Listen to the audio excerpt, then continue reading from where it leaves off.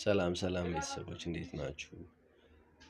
ይሄን የምትመለከቱት ፎቶ እንግዲህ ሳሊኒ ወይም ደግሞ ዊዊል በሚለው አዲሱ የፌስቡክ ገጻቸው ላይ ያወጡት ነው። ምን ይላል እዚህ ላይ እንግዲህ የውሃ ሪዘርቬር 172 ኪሎ ሜትር ነው የሚይዘው። የማክሲመም ዴብዙ ደግሞ ጥልቀቱ ማለት ነው 175 ሜትር ነው።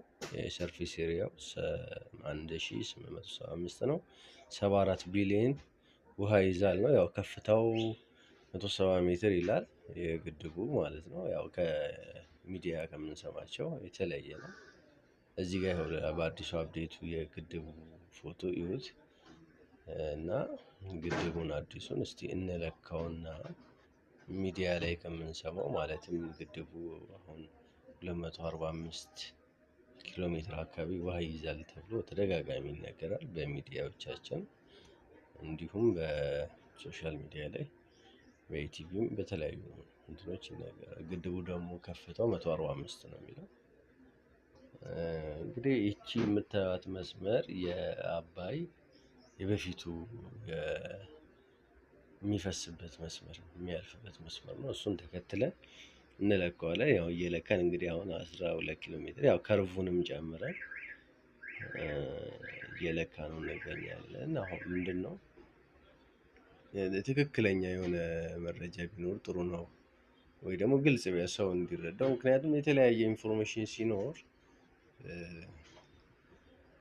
መረጃው ውሸት ሊመስል ይችላል እና ወይ ደግሞ የኮንትራክተሩን ሳሊኒን የሰጠውን ትክክለኛውን መረጃ መቀበል ያስፈልጋል ባይ ነኝ። እና እስቲ እናንተም ደግሞ ይህንን እዩትና የራሳችሁን ውሳኔ ትወስዳላችሁ ማለት ነው። እና አሁን ያው እስካሁን የለካሁት ባለው እንትን 90 ኪሎ ሜትር አካባቢ ደርሷል። እና እስቲ እንየውና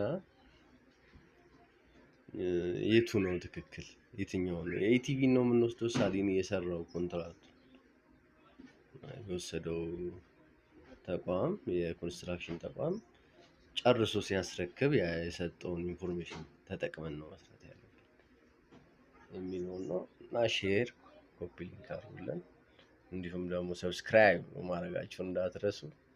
እናመሰግናለን ስለተከታተላችሁን። እንግዲህ 176 ኪሎ ሜትር መጥቷል።